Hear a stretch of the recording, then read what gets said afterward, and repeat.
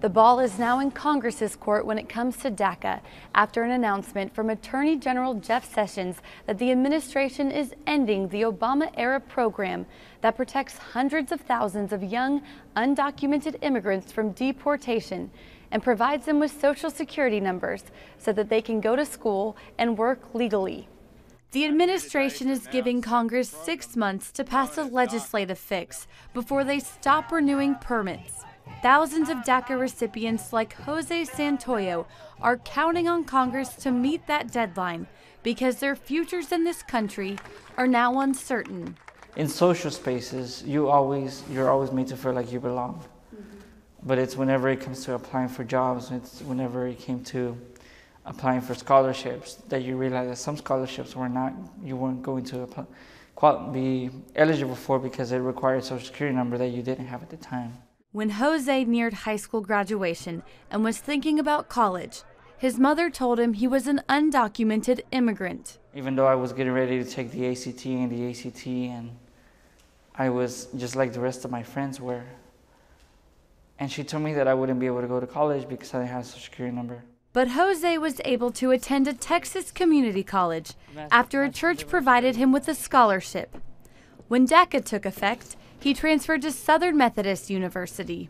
In addition to his worries about his own future, Jose has always had another big concern. Who will take care of his younger brother, a full U.S. citizen with cerebral palsy, if their undocumented mother is deported? He's completely dependent on my mother for everything. He's on a wheelchair, he's not able to walk, he doesn't speak, he's not able to do anything on his own. Jose says his mother fled Mexico with her sons in 2001 because of the drug cartels. She immediately applied for U.S. citizenship, but due to a paperwork backlog, it could be years before her case is considered. And I think for a lot of DACA recipients, we all have parents that made sacrifices so that we could be DACA recipients.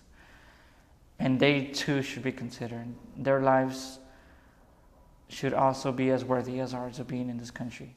President Trump, who has said he will handle the Dreamers with heart, is now counting on Congress to address the situation. Senators Lindsey Graham and Dick Durbin hope their bipartisan DREAM Act can provide a pathway to citizenship for Dreamers. If you worry about these kids, you should vote for the DREAM Act because it gives them what they, I think, deserve, a new life in their home country.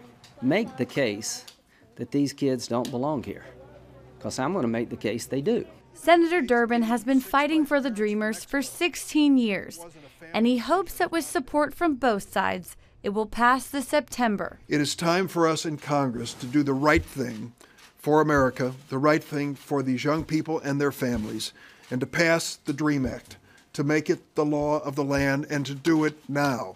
And in the House, GOP Congressman Carlos Curbelo introduced similar legislation.